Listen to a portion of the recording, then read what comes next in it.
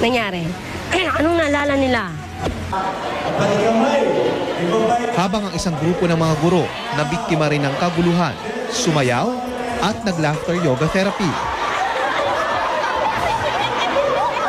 Si Teacher Dayatra ng Santa Barbara Central School na muntik ng ma-hostage. Ngayon lang daw nakatawang muli. For 10 years in my service, sakripisyo ko, yung pinundar ko, sir, yung lahat, na biglang nawala. Parang hindi, sabi ko, bakit parang ganon?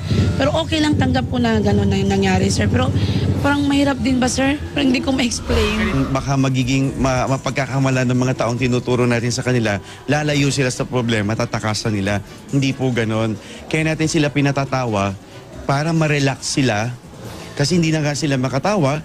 Ngayon yung tawa, ibabalik sila doon sa present moment na kailangan sa pagtawa nyo, dahan-dahan, masimulan na natin yung proseso ng pagsulong. Bakas na rin ang ngiti sa may 400 sundalo ng Joint Special Operations Group na kasamang nakipagbakbakan sa lungsod na babalik na sa kani-kanilang kampo. Kasunod ng budol fight, nagpasalamat sa kanilang pagkatanggol ang lokal na pamahalaan. Ito lang yung time na kami nagsama-sama as buong unit. And dito sa experience na to, napakarami ng aming natutunan.